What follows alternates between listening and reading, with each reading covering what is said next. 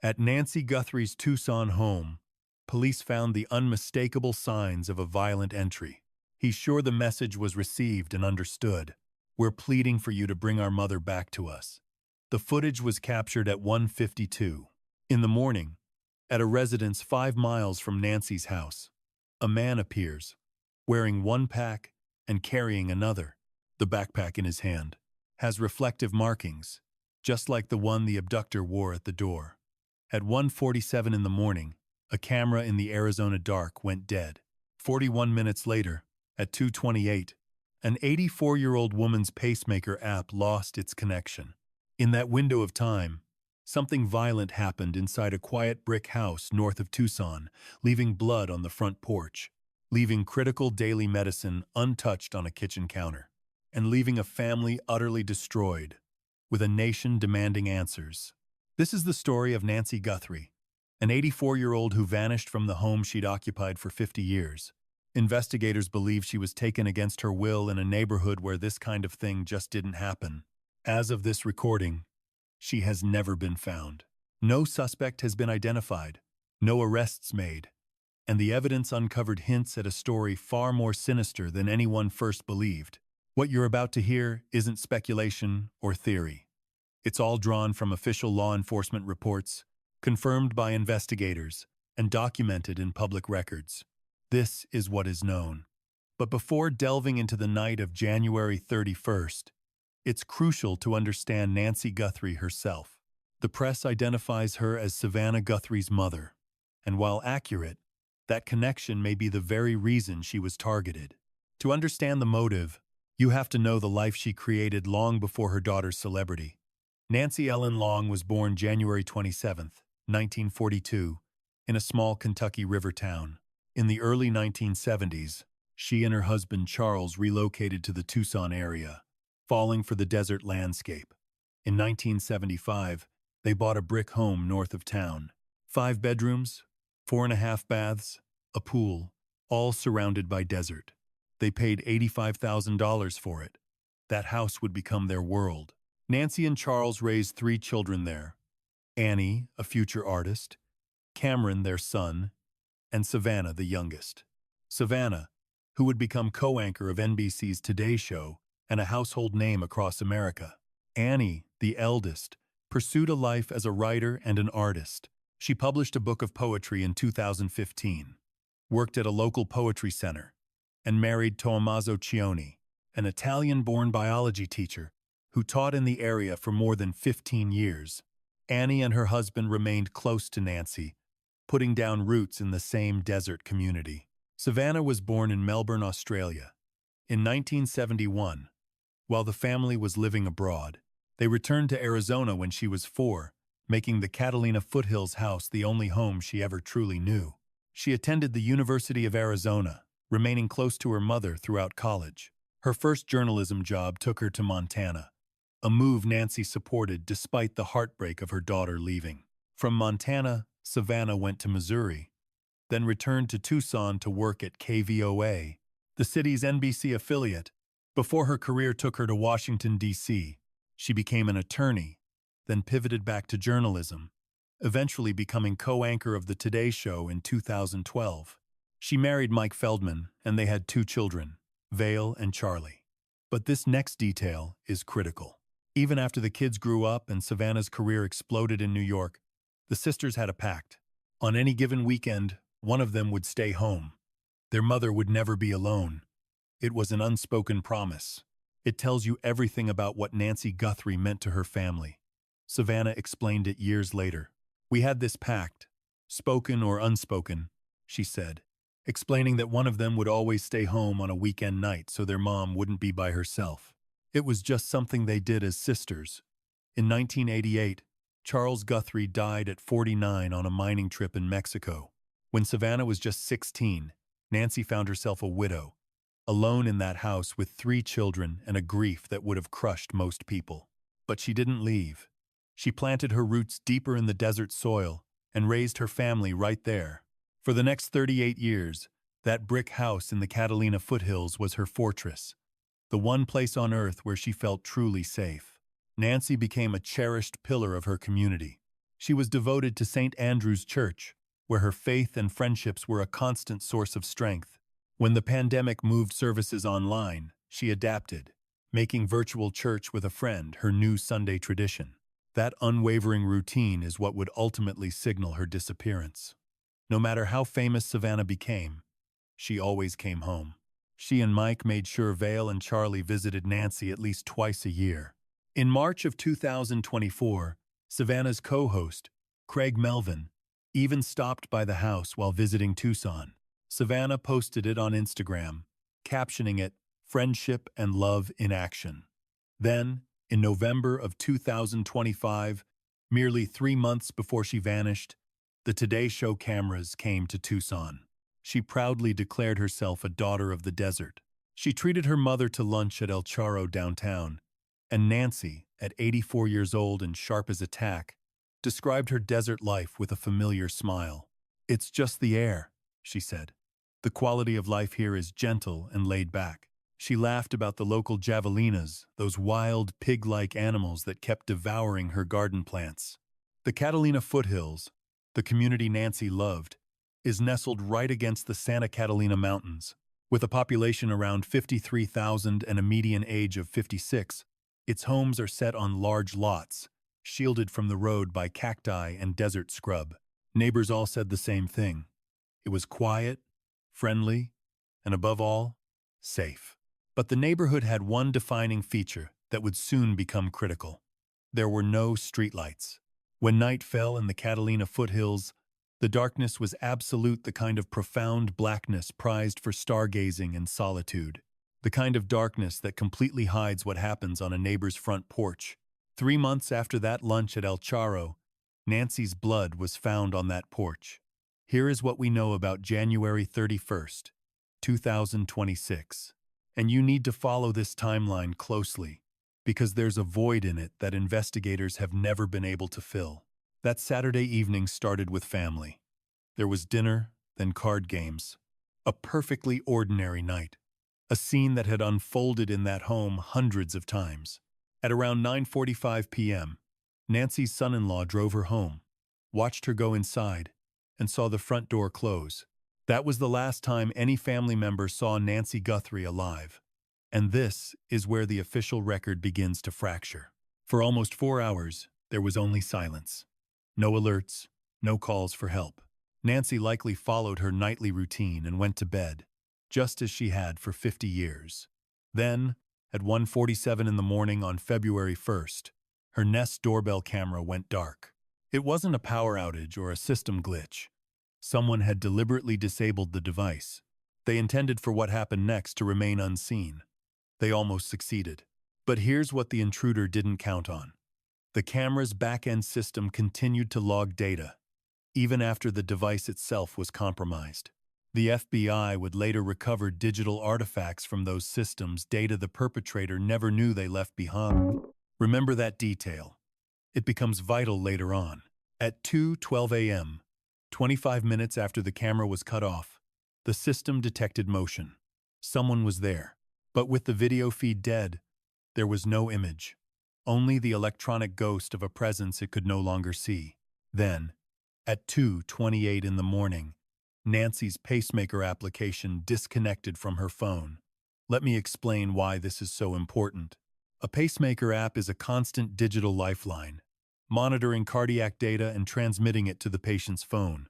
For that connection to sever, the phone had to be destroyed, taken out of range, or the pacemaker itself had to stop transmitting. Every single one of those scenarios points to the same terrible conclusion. Something catastrophic occurred to Nancy Guthrie at 2:28 a.m., and for 41 minutes, an intruder had been inside or around her home. Now, I want you to hold on to that number, because every single action investigators took from that point forward, every decision, every resource, every theory they chased, all stemmed from the meaning of those 41 minutes. When someone breaks into a home to steal, they are quick. Law enforcement will tell you an experienced burglar is in and out in under 5 minutes. Breach, target, escape. 10 minutes means you're either an amateur or you're looking for something very specific. 15 minutes is pushing your luck. At 20 minutes, A crime's purpose can change. But 41 minutes? That's not a simple burglary. 41 minutes inside a home suggests you're not afraid. It says you know the floor plan, you know the camera angles, you know the neighborhood's rhythm, when no one will check in. Or worse, you just don't care who sees you. And that single detail is why Sheriff Chris Nanos of the Pima County Sheriff's Department made his next move. He bypassed the usual protocols. He didn't call search and rescue first. He called homicide. Homicide. Yes, a full search effort was launched. Drones, canines, volunteers, even the Border Patrol. The entire system for a major missing person case roared to life. But bringing in homicide detectives this early, with no body, sent a chilling message every cop understood. When the press questioned his decision, his answer was guarded, but its meaning was perfectly clear. He mentioned that he oversees search operations across Pima County on a daily basis. People go missing often, he said, but it's almost unheard of for law enforcement to bring in homicide investigators. Then, he delivered 6 words that shifted the axis of the entire investigation. There is something that is not right here. Sheriffs don't make public statements like that on a whim. It wasn't speculation or a dramatic flourish. It was a direct signal to the public that the evidence didn't align with the official story, a story about a ransom. When deputies got to Nancy's home on the afternoon of February 1st, they saw what the family had already found. Nancy was gone. But the items she'd never willingly leave behind were all there. Her phone, her wallet, and her vital daily medication on the counter. We need to focus on this, because this single detail reveals more than anything else. Nancy Guthrie had a pacemaker and severe high blood pressure. Her life depended on daily medication. Sheriff Nanos publicly stated that these were not optional pills she could just skip. This medicine was what kept her heart beating correctly. Missing one dose could cause a medical crisis. Missing several was a potential death sentence. Dispatch audio from broadcastify.com specifically references her pacemaker and cardiac issues. Her medication was sitting on the counter, in plain view, exactly where she left it for easy access each morning. Whoever was in that house for 41 minutes would have seen it. They chose to leave it. Now, analyze that through the lens of a kidnapping for ransom. To get paid, you need your hostage alive. A dead hostage has no value. A critically ill one is a problem you cannot afford. Taking a victim's medication isn't a sign of a criminal mastermind. It's kidnapping 101. It's the most fundamental step for a successful operation. The pills were right there. It would have taken 5 seconds. This means the kidnapper either didn't know she needed it, which is doubtful, given the time they spent inside, or they knew perfectly well and simply never intended for her to live long enough to be ransomed. Both possibilities were chilling to the investigative team. Neither outcome supported a simple kidnapping for money. And then, there was the blood. Traces of Nancy Guthrie's blood were discovered on the front porch. News crews filmed what looked like a blood trail. The residents showed clear evidence of a forced entry. While officials stayed quiet about the specifics, the forensic evidence was enough for the sheriff to make that call. The doorbell camera was gone. Valuables inside were ignored. Life-saving medicine was left on a counter. Blood stained the porch, and Nancy Guthrie had vanished.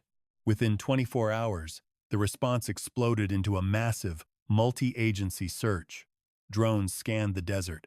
Canine units navigated the harsh terrain. Search teams spread out across the Catalina foothills. Volunteers poured in. The U.S. Border Patrol, experts in that landscape, brought in their own people and equipment.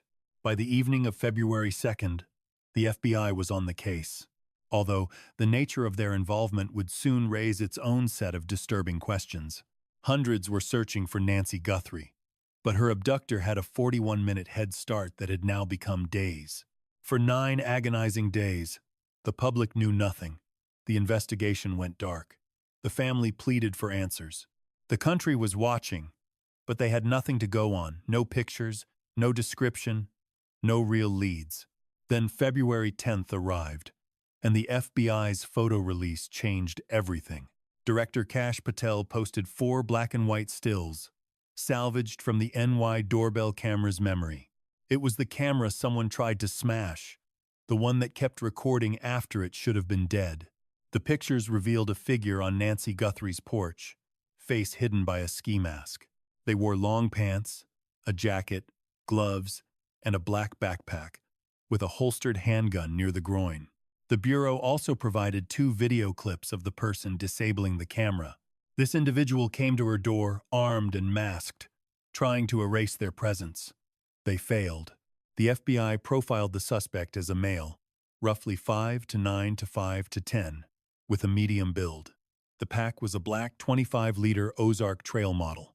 This detail was critical. The Ozark Trail brand is sold only at Walmart. Investigators began scouring surveillance tapes from Walmart stores across the Tucson area. Later intelligence suggested the suspect's clothes might have also come from there. But the Pima County Sheriff's Department warned that this connection was only a possibility. This signaled something important to detectives. This wasn't a suspect with deep pockets or sophisticated suppliers. This was someone who shopped at Walmart for a backpack, and they used it in what looked like an abduction. Retired investigators reviewing the clips agreed with this view. A former FBI special agent called the suspect's handling of the firearm clumsy. The weapon's placement, the person's movements, none of it pointed to any real training or experience. It looked like someone with a gun and a plan, but no skill to use either. The FBI's own video analysis unit was dispatched to the residence. Experts in imagery and physical science were seen taking gear into a white tent set up on the lawn. The tent appeared at 7:45 in the morning and was gone by 9:07. 5 agents worked the scene. Fox News Digital snapped photos of them leaving with a height chart. It appeared they were comparing measurements from the scene to the video to sharpen the suspect's profile. One key member of that forensic team had previously investigated the Brian Koberger case in Idaho. The FBI also created a website for the case with photos, videos, reward info, and Guthrie's description. In just days, the FBI was flooded with over 13,000 tips. The Pima County Sheriff's Office received thousands more of their own. The total number of tips would eventually climb past 30,000. The nation had now seen the masked face. But a mountain of 30,000 tips presents its own problem. Most are useless, and the most promising among them led to the most maddening dead ends. Now, about the ransom notes. At first glance, the story was simple. A kidnapping for money. But the details don't add up.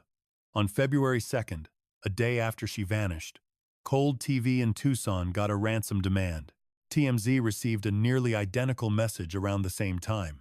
The demands insisted on Bitcoin payment for her return and included a wallet address. TMZ reported the note mentioned a specific damaged item at the house, implying the author was there. TMZ verified the Bitcoin address was active, but they kept the address itself private. KGN9, a local station, reported the exact figure, $6 million in Bitcoin. The notes gave 2 deadlines for payment, February 5th and February 9th, both at 5 o'clock, with threats against her life. A former FBI agent studying the note's wording found something strange. It used the term USD for American money, which is not how Americans usually write. USD is language for international finance, or perhaps a non-native English speaker. The ex-agent theorized the writer was either foreign or was trying to throw investigators off with deliberately strange phrasing. In a kidnapping, the smallest clue can break the case. Sheriff Nanos took the ransom notes public. He assured the public every claim was being taken seriously. His office posted online, stating they were investigating every lead related to the notes.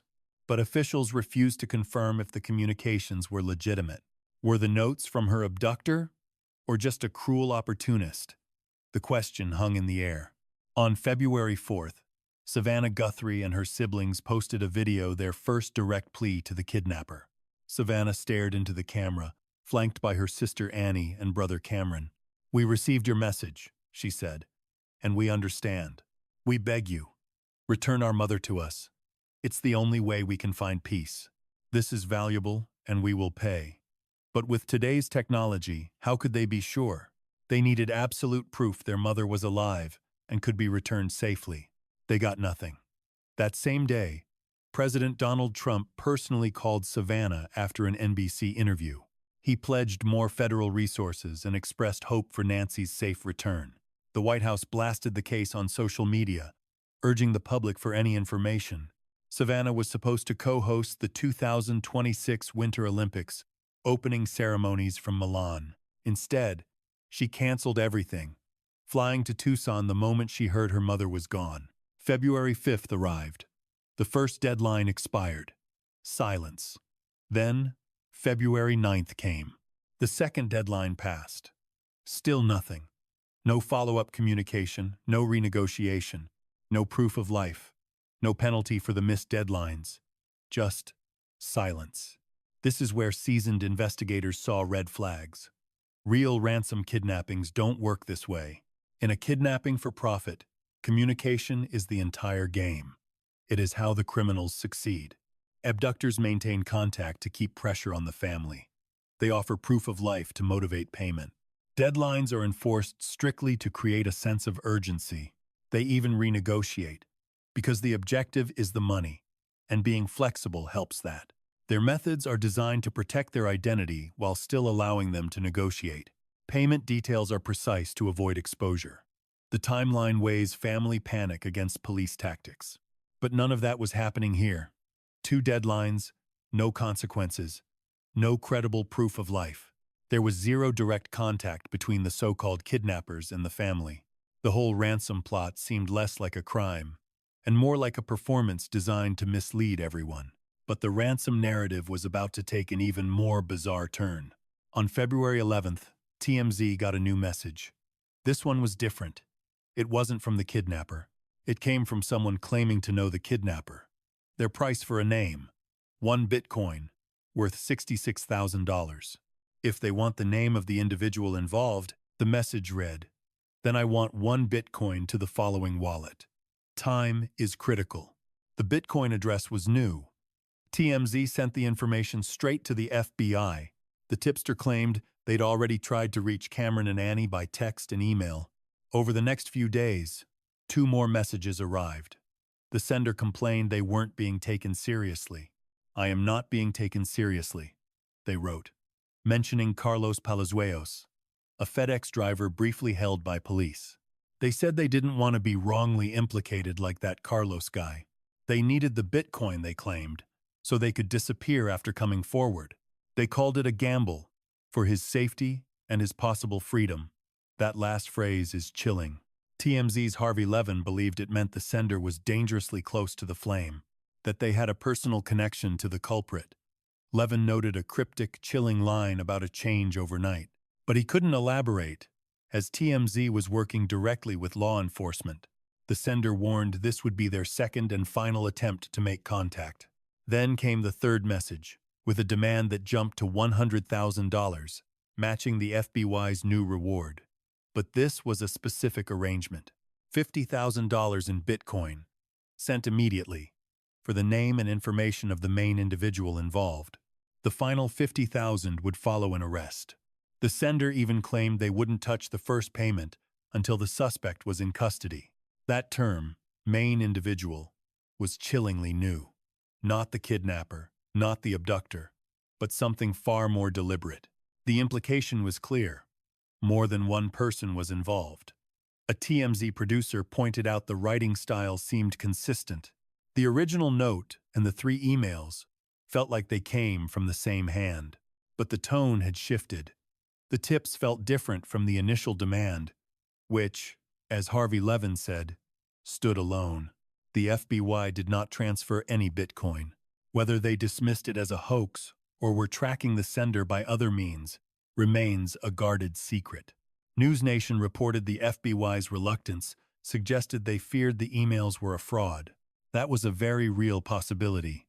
A TMZ producer voiced the concern that this was just someone playing a sick game, and the Bitcoin trail was a puzzle in itself. Fortune magazine revealed a small Bitcoin transaction had already been sent to the original wallet address. It was a potential lead. Blockchain transactions are permanent and public, despite the illusion of anonymity. Bitcoin operates with near total transparency. Every payment is logged forever on a public ledger. One analyst called the blockchain an unblinking eye. Each transaction is recorded, traceable, and permanent. In a separate twist, one person was already caught trying to exploit the family's pain. 42-year-old Derek Kella from California was arrested for sending fake ransom demands to the Guthries. The criminal complaint alleged Kella sent 2 texts on February 4th, posing as the abductor and demanding money. He was hit with 2 charges, one for transmitting a ransom demand and another for using a device to threaten and harass. He appeared in court on February 13th and was released, pending his arraignment. So, by mid-February, the ransom situation was chaos. There was an unverified $6 million note and tip emails from an insider who seemed dangerously close to the truth. There was one confirmed fraudster and 2 deadlines that passed with deafening silence. A tiny Bitcoin transfer. And still, no proof that Nancy Guthrie was alive. The notes were supposed to bring answers. Instead, they just created more questions. On February 10th, the same day the doorbell images were released, a traffic stop went down in Rio Rico, Arizona. 60 miles south of Tucson, police detained a FedEx driver named Carlos Palazuelo. His name was everywhere. His defense was simple. I'm innocent.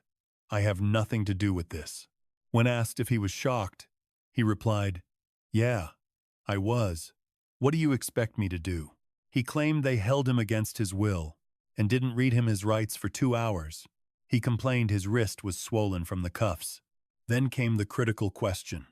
Did he know Nancy Guthrie? No, he insisted. That's the problem. I don't know anything. The sheriff's department and FBI executed a search warrant on his property. Palazuelo was interrogated for hours. He never changed his story. He did not know the victim. By the next morning, Palazuelo was released without charges. But online, the speculation was just getting started. From the beginning, social media had fixated on another person, Tommaso Cioni. He was Annie Guthrie's husband, Nancy's son-in-law, and an AP biology teacher for over 15 years. The rumors were fueled by nothing more than his family ties and his name in public records. There was absolutely no evidence linking him to the crime. Sheriff Nanos addressed the rumors vaguely, confirming that at that point everyone was still a suspect. He named no persons of interest, while online rumors created the static investigation. On February 8th, a week in, the investigation took a dark turn when they searched a septic tank at NY's home. This was no longer a rescue operation. This was a search for proof of what happens to someone who might never return, and the crime scene tape went back up. The property was again an active crime scene. A retired FBI agent publicly warned this gap between securing the scene created serious problems. In that window, evidence could have been planted or removed, tainting any future case. Then came the night of February 14th. SWAT teams and FBI agents descended on a residence just 2 miles from Nancy Guthrie's home. Roads were locked down for an operation that lasted hours. The sheriff's department confirmed the raid was related, but said the FBI demanded silence on any further details. A law enforcement source leaked that at least 3 people were detained, 2 men and one of their mothers. But the source urged caution. During a raid, everyone present is detained for officer safety as a matter of standard procedure. At that exact moment, a second team converged on a Culver's restaurant parking lot, also just over 2 miles from the home. There, officers held and questioned a driver for hours. A Range Rover SUV was tagged and towed from the lot at First Avenue and River Road. For a few tense hours, it seemed the case was breaking wide open. It was not. The next day, officials confirmed no arrests were made and no one was in custody. The operation, they claimed, was based on a tip, and a traffic stop resulted in questioning but no arrest.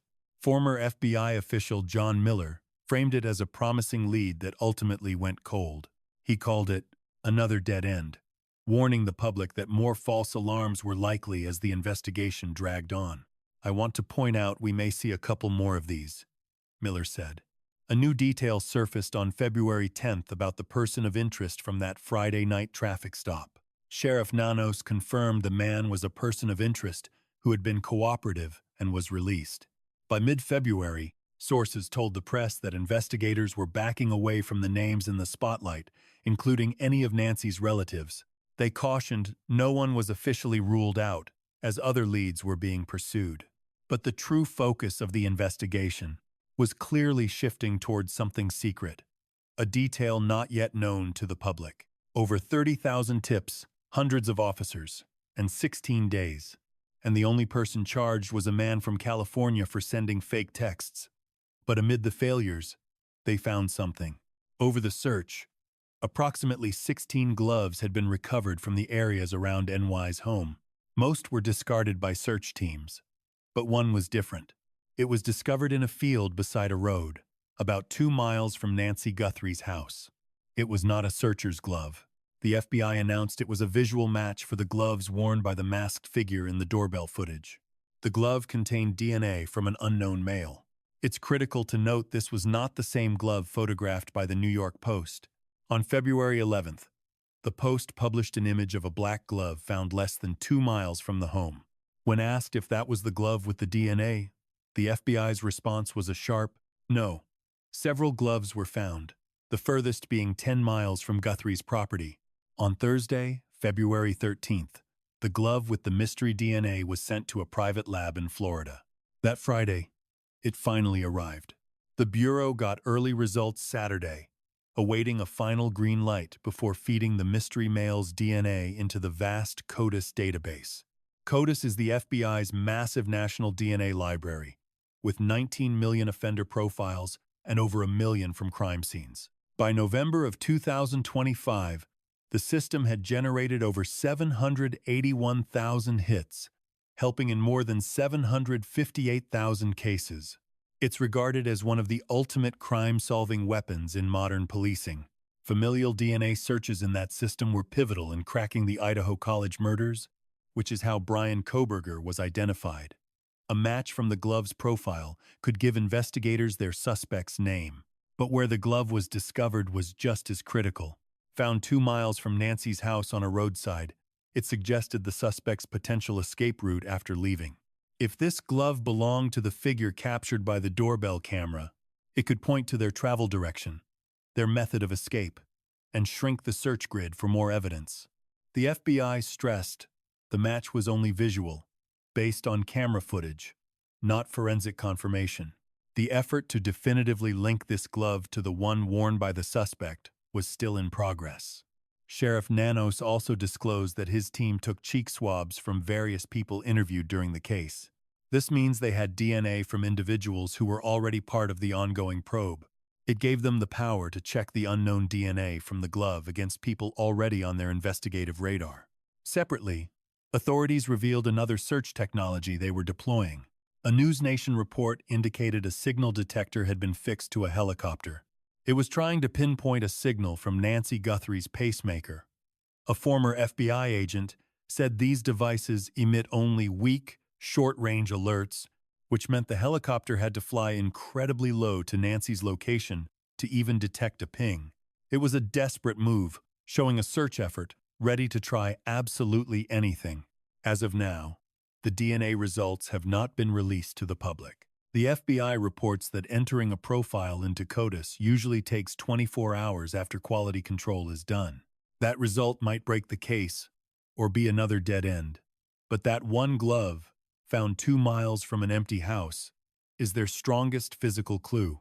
I want to focus on the questions this case raises, not theories, not pure speculation. These are questions born directly from the evidence authorities have shared.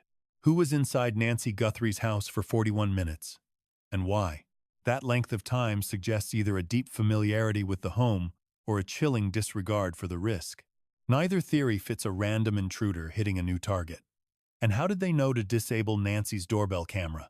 They went for the physical device. They knew its location. They knew it had to be neutralized. That type of knowledge points to a personal familiarity with the property. Absolutely. Maybe from prior work as a contractor, or from prolonged surveillance. It's not something you figure out at 1:47 a.m. on a first visit. Why was Nancy's medication left behind? If this was about ransom, keeping the hostage alive is paramount. The medication was in plain sight. It was easy to grab. Leaving it suggests either a massive blunder or that the victim's survival was never part of the agenda. So why did the ransom attempt crumble? 2 deadlines passed. No proof of life appeared. The family never got a direct call. The whole ransom framework disintegrated in a way that defies how professional kidnapping operations work. Why did this unfold on the exact weekend Savannah had international travel plans? Savannah was scheduled to be in Milan, covering the Olympics for NBC. Such assignments are set months in advance. Anyone who knew that would also know Nancy's main family support would be far away and slow to respond. The timing could be a fluke, but it's the kind of fluke that investigators can't afford to ignore. And why did Sheriff Nanos bring in homicide before any body was found? That was a public, deliberate move. It meant he saw evidence at the scene pointing to something far worse than a missing persons case. He has never said what that specific evidence was, but his 6 words, "There is something that is not right here," were as close to a public alarm as any sheriff can get. There are questions in this case with no public answers.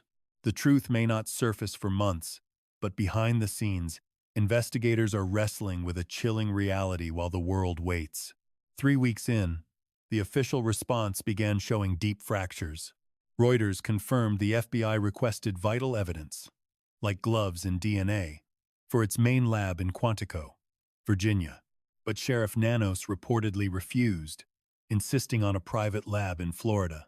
Nanos denied stonewalling the FBI, calling the report false and claiming the move was coordinated. He argued it was to keep all DNA samples together, but the decision looked incredibly suspicious. Nancy Grace issued a public warning that DNA evidence could be destroyed if mishandled.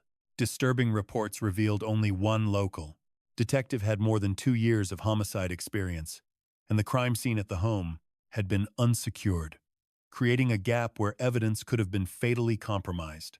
But the most alarming sign was how and when the FBI finally got involved. The Bureau wasn't on the scene until late on February 2nd, more than 12 hours after the 911 call. A source later claimed the FBI had to force its way in, not having been invited by the county. That same source described the FBI's initial role as cosmetic, restricted to what the county would permit. This sparked a terrible question. Were the first, most critical hours of the search completely fumbled by a lack of resources and the right expertise?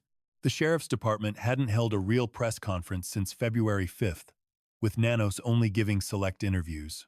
The department stated they wouldn't speak again without a major development for a concerned nation. Their official silence was deafening and deeply unsettling. Into that void, a media frenzy erupted, with true crime streamers and podcasters swarming Tucson. The media presence exploded far beyond the initial network news trucks. Jimmy Williams, a YouTuber, told the BBC he'd camped out for 5 days and gained over 8,000 new followers. He admitted the wild speculation was just making the mystery more intense. An Arizona state representative fired back online, accusing internet sleuths of undermining the investigation's gravity. Investigators were reportedly just as frustrated. They said the aggressive, rumor-fueled content from amateurs was actively derailing their work and, in some instances, causing real harm. The case was compared to the Lindbergh baby kidnapping of 1932, not for the crime, but for how a 24/7 media spectacle threatened to consume the search for an 84-year-old woman. Through it all, the Guthrie family refused to break. Savannah dropped her Olympic assignment the second she heard, flying to Tucson and staying there. She worked with police, recorded public pleas, and her constant presence kept her mother's story from fading. An NBC producer said the call she got was the worst of her life. She immediately scrambled for a flight to Arizona. NBC diverted its resources, rallying to support one of its most prominent stars. On February 4th, Savannah and her siblings sent a message to the kidnappers. They were ready to talk and needed proof of life. By February 7th, a full week after the abduction, Savannah made a video declaring, "We will pay." At that time, her brother Cameron spoke directly to the captors. "Whoever is out there holding our mother, we want to hear from you. We haven't heard anything directly." On February 15th, With her mother gone 2 full weeks, Savannah posted to Instagram again. "It's been 2 weeks," she began, "and I just wanted to say we still have hope." Then she pleaded with whoever was listening. It is never too late to do the right thing. Later, Savannah shared old family videos of her mother playing with her young children. "Our lovely mom," she wrote. "We will never give up on her. Thank you for your prayers." In the Catalina foothills, yellow flowers started appearing at her driveway, a strange symbol of hope after she vanished. Day by day, the makeshift memorial grew. Candles, heartfelt notes, tokens, and more flowers choked the entrance to the home Nancy had known for half a century. A sheriff's deputy stood guard. News vans clogged the street, yet still, the people came. At KVOA, Tucson's NBC station where her career began, a tribute went up. A 4-foot banner hung outside, its message simple: "Bring her home." Signatures covered it, from all over the country. "We see her every day on the Today Show," a neighbor, Eduardo Ortiz, told CNN. "She's part of our family. We just felt like we had to be here." On February 17th, President Trump told the New York Post he'd order the DOJ to seek the highest punishment if Nancy wasn't returned alive. When pressed if that meant the death penalty, he confirmed, "The most? Yeah, that's true." Sheriff Nanos's words to the New York Times felt like a vow. Maybe it's an hour from now, maybe weeks, months, or years, but we will not quit. We are going to find Nancy. We will find this person. But something haunts me. 50 years. For 50 years, Nancy Guthrie lived in that house. She raised 3 kids there. She laid her husband to rest from there. She'd watch the javelinas eat her plants and laugh. She attended church, kept pills on the counter, and called the desert air gentle. And between 1:47 and 2:28 one Saturday night, a masked figure with a weapon erased it all. For 41 minutes, they were inside her house. They left her medicine untouched. They cut the camera feed. They sent ransom demands that went nowhere. Then they dissolved into the very darkness Nancy cherished about her home. And as of now, Nancy Guthrie is gone. No one knows if she's alive. There have been no arrests. And the only clue to her abductor's identity is DNA from a single glove, found in a field 2 miles from her silent home. Yet, 30,000 tips have poured in. Hundreds of agents are working this case around the clock. The FBI has deployed its most powerful forensic technology, and a family, already scarred by unimaginable loss, refuses to stop fighting for the woman who was their rock. Someone out there knows what happened to Nancy Guthrie. Someone saw who was on that porch. Someone knows where she is. If you are that person, the FBI tip line is 1-800-CALL-FBI.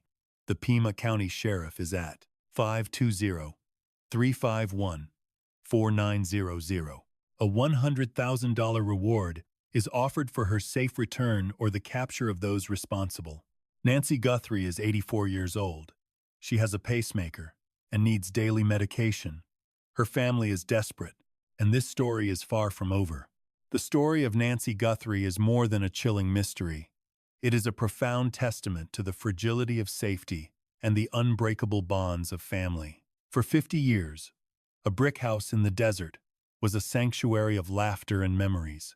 Yet, in just 41 minutes, a masked shadow proved that even our most sacred spaces can be breached.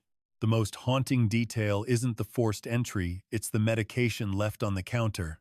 It serves as a stark, heart-wrenching reminder that in a crisis, every second and every small detail is a matter of life and death. This tragedy urges us to look closer at those we love, especially our elders. We must move beyond unspoken pacts of protection and embrace active vigilance. Vigilance is the highest form of love.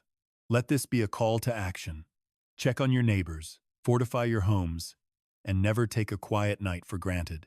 Nancy's family refuses to let her light fade into the Arizona darkness, proving that while evil may be calculated, hope is relentless. We must protect our pillars, our parents and grandparents, with the same fierce devotion they used to raise us. Because when the streetlights aren't there to guide us, we must be the light for one another.